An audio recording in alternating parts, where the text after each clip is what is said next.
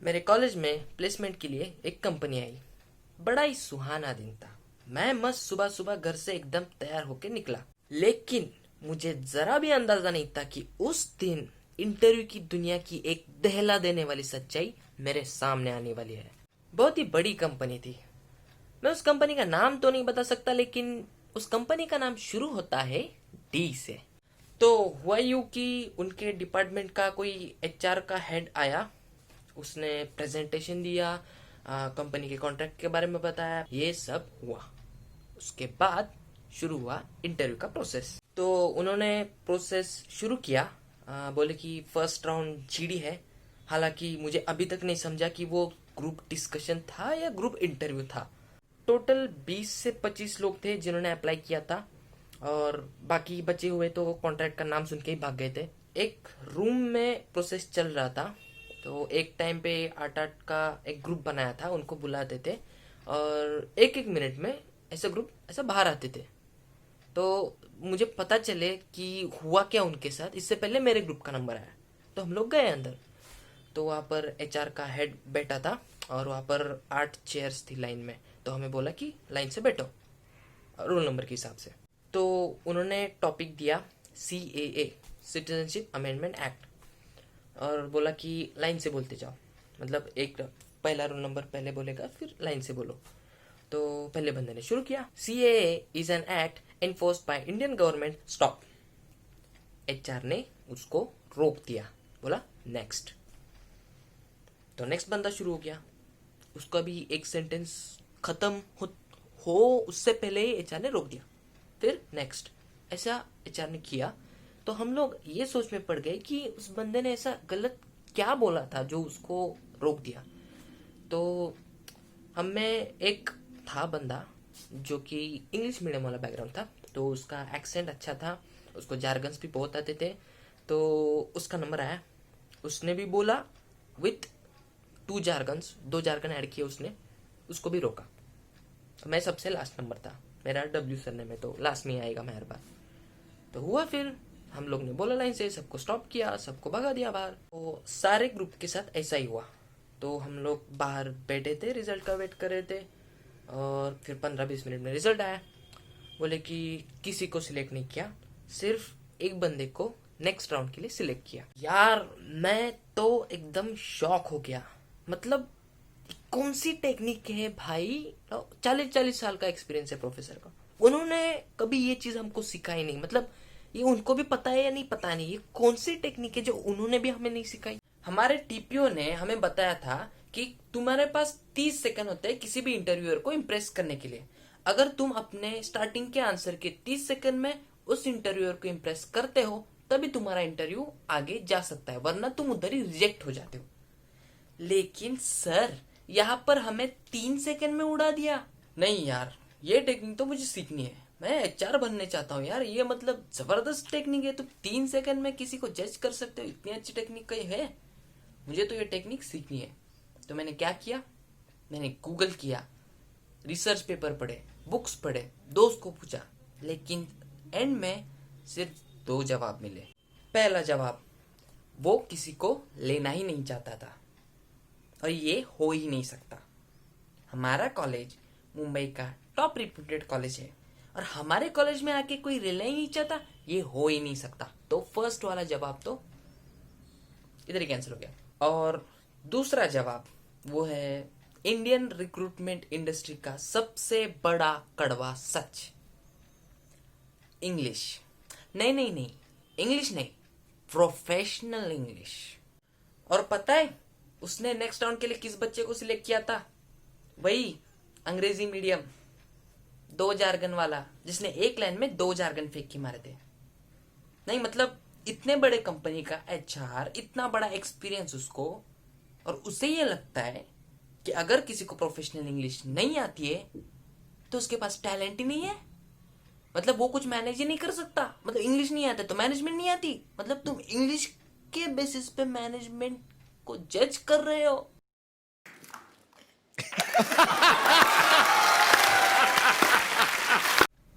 यार ये समझने के बाद मेरे को ऐसा फील हुआ ना, मतलब ओ भाई मारो मुझे, मारो मारो मुझे, मारो मारो। इस बंदे ने ना पूरे एचआर जाति की नाक कटाई है। मतलब क्यों भाई, क्यों तुम इंग्लिश के बेसिस पे टैलेंट को जज कर रहे हो? क्या इसके पीछे मोदी जी का हाथ है, या फिर चाइना की कोई गहरी साजिश, या फिर किम जोंग उन के डिक्टेटरशिप का कोई साइड इफेक्ट है? यार दुनिया बड़ी गोल है, टैलेंट का ना कोई मोल है, और हर इंटरव्यू में चल रहा कोई ना कोई झोल है। आओ देखते हैं।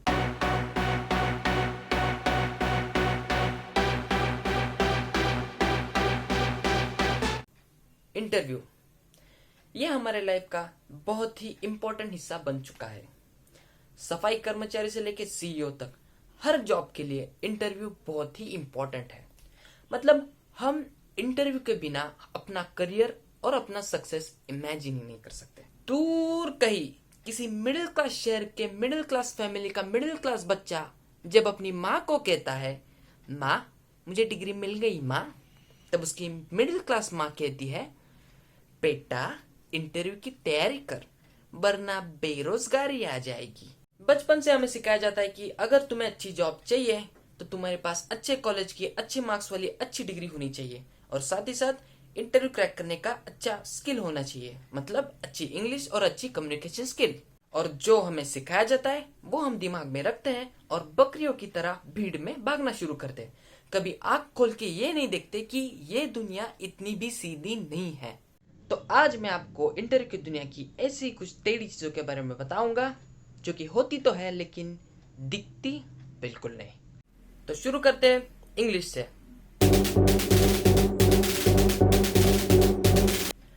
इंग्लिश नहीं, प्रोफेशनल इंग्लिश। ये वो इंग्लिश नहीं है जो हमें स्कूल में सीखने को मिलती है, और ना ही ये वो इंग्लिश है जो हम इंग्लिश स्पीकिंग क्लासेस में सीखते हैं। ये वो इंग्लिश है जो सिर्फ और सिर्फ इंग्लिश मीडियम स्कूल में सीखी जा सकती है। और अगर तुम्हें ये इंग्लिश नहीं आती है तो तुम एक नंबर के नकारा इंसान हो। तुम्हारी औकात ही नहीं है कोई प्रोफेशनल लेवल का जॉब करने की, ऐसा इन अंग्रेजों के चमचों को लगता है। इनके लिए इंग्लिश का मतलब ही टैलेंट है। अगर तुम्हारे पास इंग्लिश नहीं है तो तुम्हारे पास टैलेंट ही नहीं है। और इनकी सबसे बड़ी गलतफहमी ये है, communication skill equal to English. अंग्रेज की नाजायज औलादो, कम्युनिकेशन स्किल का मतलब होता है संवाद, सुसंवाद, सामने वाले की बात समझना और अपनी बात उसे सही से समझाना, इसे कहते हैं कम्युनिकेशन स्किल। इंग्लिश के बिना भी तुम कम्युनिकेट कर सकते हो, और इंग्लिश के बिना भी कम्युनिकेशन स्किल होता है। ये लोग ना अगर किसी की इंग्लिश वीक हो ना तो उसका कम्युनिकेशन स्किल ही खराब है, ऐसा सीधा सीधा डिक्लेयर कर देंगे। यार जापान को देखो तुम लोग, इंग्लिश का नामो निशान नहीं है, पूरी सिस्टम जापानीज में, फिर भी दुनिया में कितने आगे गए वो लोग। हर एक प्रोडक्ट के बाद एक जापानीज प्रोडक्ट हमें दिखता है। उनकी टेक्नोलॉजी देखो।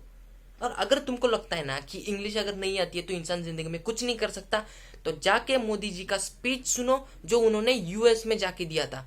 पूरी सभा उनके हिंदी स्पीच के लिए जोर जोर से ताली बजा रही थी। बात करते हैं इंग्लिश की।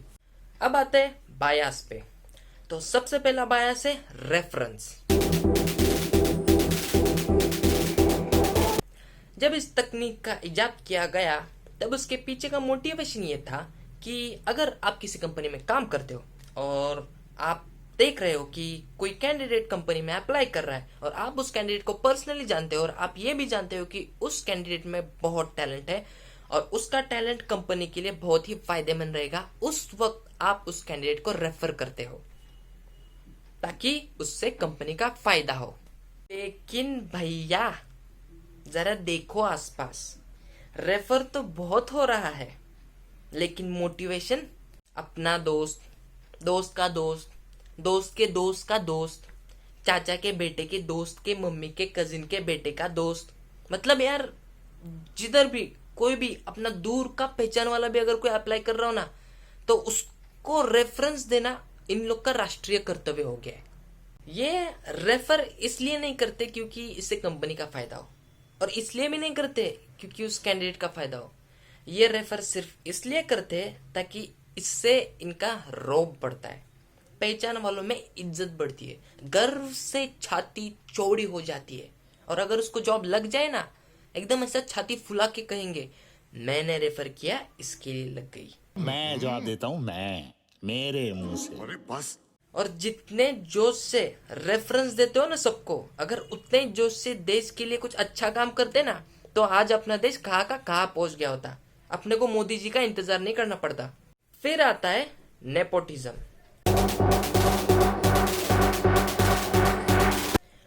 अगर आप किसी कंपनी में अप्लाई करते हो और इंटरव्यू के लिए जाते हो, और वहां जाने के बाद आपको पता चलता है कि कैंडिडेट की लिस्ट में कोई ऐसा भी है जिसका बाप या फिर माँ एक बहुत बड़ी एंटिटी है, या फिर मैनेजर हो या फिर सीईओ हो, कोई भी हो, एक बहुत बड़ी एंटिटी है, तो भाई जॉब तो उसी को मिलनी है। तुम कितना भी इंग्लिश फेंको, जॉब उसी को ही मिलेगी। आज के टाइम पे तुम फेसबुक खोलो, हर 10 मिनट बाद तुम्हें नेपोटिज्म ये वर्ड कहीं ना कहीं पर दिख ही जाएगा। And the credit goes to रंगना कनावत। मतलब जंग ही छेड़ दिए, पूरे फेसबुक को आग लगा दिए, स्पेशली एसएसआर के केस के बाद। और अब जो लोग ये बोल रहे हैं ना कि नेपोटिज्म बहुत ही बुरा है, नेपोटिज्म को खत्म करना चाहिए, और ये जो हाइप बना के रखा है ना नेपोटिज्म नेपोटिज्म करके, ये उनके लिए। अपना बावला घुटना कुजा कर ध्यान से सुनो मैं क्या बोल रहा हूं।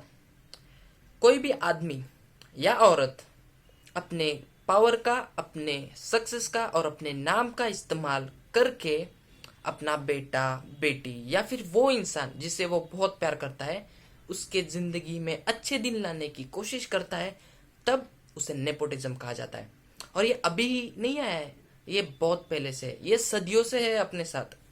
कैकेयी ने भरत के लिए प्रभु श्री राम के साथ जो किया वो नेपोटिज्म ही था। द्रोणाचार्य ने अर्जुन के लिए एकलव्य के साथ जो किया वो भी नेपोटिज्म ही था।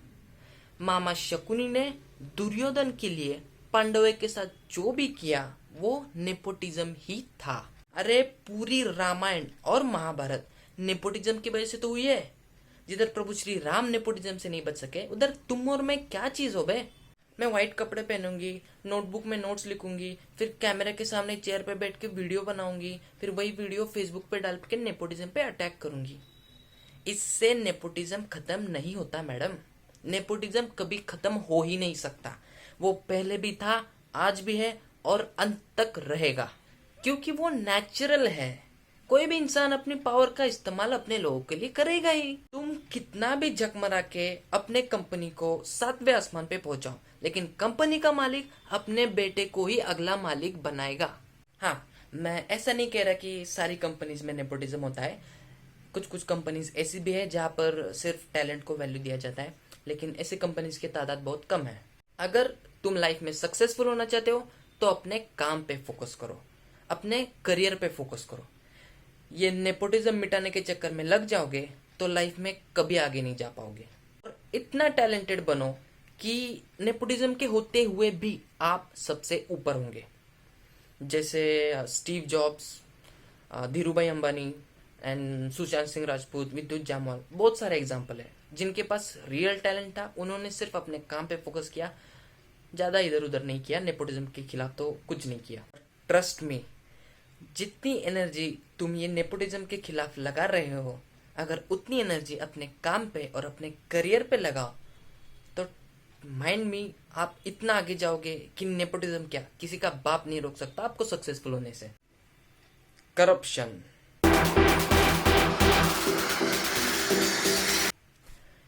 मेरे दोस्त के एक दूर के रिश्तेदार है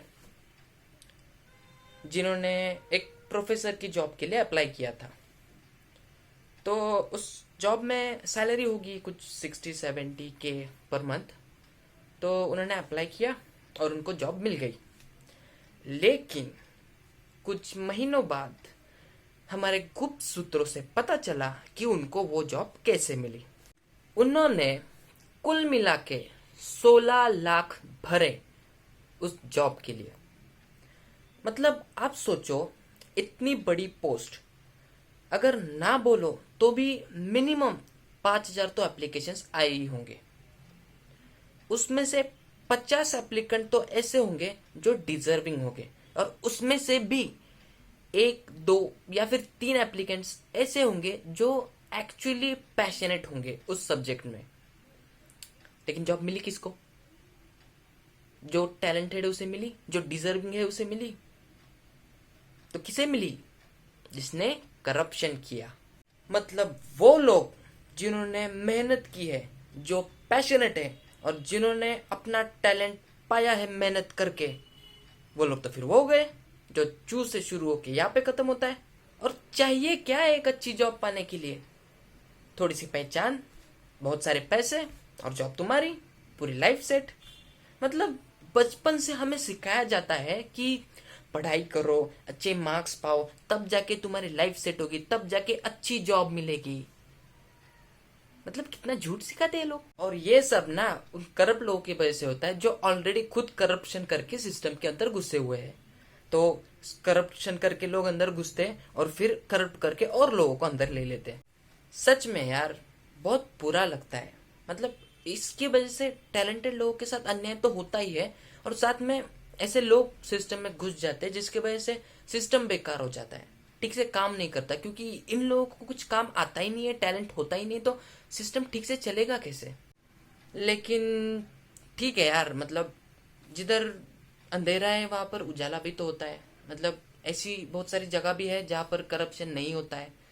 तो अच्छा है, अगर इस करप्शन की वजह से तुम्हें कोई जॉब नहीं मिलती है तो बुरा मत मानो, उल्टा ये अच्छी बात है कि आप करप्ट जगह पर जाने से बच गए और आप सही टैलेंटेड हो, आपके अंदर असली टैलेंट है, तो आप सही जगह पर ही सिलेक्ट होगे जहां पर टैलेंट की कदर होगी।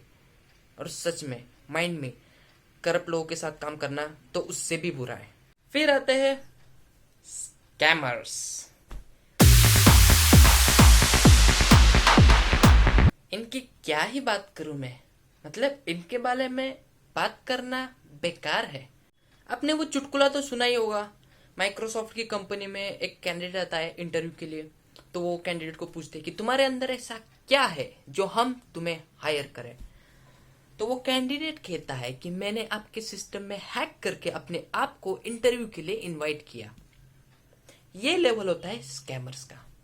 मैं उनके बारे में ज्यादा कुछ नहीं बोल सकता, आप वीडियो को एंड तक देखो और समझ लो स्कैमर्स का लेवल क्या होता है। स्कैमर्स के लिए सिर्फ एक ही उपाय है, जो भी हायर कर रहा है, एचआर हो या फिर कोई भी मैनेजर हो, जो हायर कर रहा है वो स्मार्ट होना चाहिए और उसे पता होना चाहिए कि मार्केट में क्या क्या स्कैम चल रहा है। और उसे पता होने के बाद भी, इतना सब होने के बाद भी स्कैम होने का चांस तो है ही। आप वीडियो को एंड तक देखो ना। सॉल्यूशन यानी कि उपाय, मतलब आप बोलो कि इतना बोल रहा है तो कुछ उपाय भी तो होगा। जी हाँ, उपाय है। पहला उपाय, आर्टिफिशियल इंटेलिजेंस, पूरी रिक्रूटमेंट सिस्टम ऑटोमेट कर देने का। तो इससे बहुत सारे प्रॉब्लम सॉल्व हो जाएंगे, एक्सेप्ट स्कैमर्स का प्रॉब्लम। स्कैमर्स यहाँ पर भी स्कैम करेंगे। और दूसरा सॉल्यूशन है ब्लाइंड इंटरव्यू। एक्चुअली ये कंसेप्ट बहुत ही पुरानी है और ये बहुत पहले से यूज भी हो रही है बहुत सारी जगह पर। इसमें होता ऐसा है कि इंटरव्यूअर को, जो इंटरव्यू लेता है, उसे बिल्कुल नहीं बताया जाता कि कैंडिडेट का नाम क्या है या फिर कैंडिडेट का आइडेंटिटी रिवील हो जाए, ऐसी कोई भी इंफॉर्मेशन उसके साथ शेयर नहीं की जाती है। तो उसके साथ क्या शेयर किया जाता है? उसके साथ शेयर किया जाता है कि कैंडिडेट ने एजुकेशन क्या किया है, उसका एजुकेशन में स्कोर कितना था, और उसने जो जॉब की है उस जॉब में उसने क्या काम किया है, उसके पास टैलेंट क्या है, बस। और उसका हॉबीज एंड ऑल, मतलब जिससे कैंडिडेट की आइडेंटिटी रिवील ना हो, ऐसी इंफॉर्मेशन खाली शेयर की जाती है। और यहाँ तक कि इंटरव्यू के टाइम इंटरव्यूअर कैंडिडेट को देख भी नहीं सकता। तो मोस्टली ये टेलीफोन पे होता है, और नहीं तो रूम में बिठा के, रूम के दूसरे साइड रहता है, फिर वो भी टेलीफोन पे ही होता है। तो ये जो कंसेप्ट है ये बहुत ही बेनिफिशियल कंसेप्ट है कंपनीज के लिए। खैर, इन दोनों सॉल्यूशंस को अप्लाई करने के बाद भी स्कैमर्स तो स्कैम करेंगे। आइए देखते हैं स्कैमर्स की एक छोटी सी झलक। Sir, okay, so your name is, हैं? ये तेरा रिज्यूमे है? हाँ सर, लेकिन आप ऐसा क्यों पूछ रहे हो? अबे तेरा रिज्यूमे नहीं है ये गिरीश रानी का रिज्यूमे है और उसको मैंने ऑलरेडी हायर किया है। अरे ये आप क्या बोल रहे हो? ये मेरा रिज्यूमे है सर, मैंने खुद बनाया है, मैं ही गिरीश वागे हूँ। ये इधर सी दिख रहा तेरे को? नहीं सर, ऐसी कोई बात नहीं है, लेकिन मैं ही गिरीश वागे हूँ सर। अब आपको प्रूफ दिखाऊं? मेरे पास प्रूफ है, ये देखो मेरा ड्राइविंग लाइसेंस। ओ, तो तेरे पास मेरा लाइसेंस है? सर ये मेरा लाइसेंस है, 2 दिन पहले चोरी हुआ था और इसने चोरी किया था। ये चोर है सर, और अब मेरी जॉब चुराने आया है। सर मेरे पास पैन कार्ड भी है और आधार कार्ड भी है। हाँ तो पूरा वॉलेट चोरी हो गया था ना सर, ये बहुत बड़ा फ्रॉड आदमी है, मैं तो बोलता हूँ इसको पुलिस के हवाले करते हैं। नहीं सर, मैं सच बोल रहा हूँ, मैं ही गिरीश Smart boy. आधार कार्ड ला। बेटा गिरीश, तुम्हारी माँ का नाम क्या है, जरा बताओ तो सही। माँ का नाम? सर माँ को तो माँ ही बुलाएंगे। ओह अच्छा, असली नाम? माया। हाँ, वो तो पिताजी बुलाते थे मम्मी को इस नाम से। मम्मी का असली नाम तो लक्ष्मी। अरे वो तो दादी जी बुलाती थी माँ को इस नाम से। हाँ, हेमा, रेखा, जया, सुषमा। नहीं, एक मिनट एक मिनट एक मिनट, याद आया याद आया। हाँ, सरस्वती।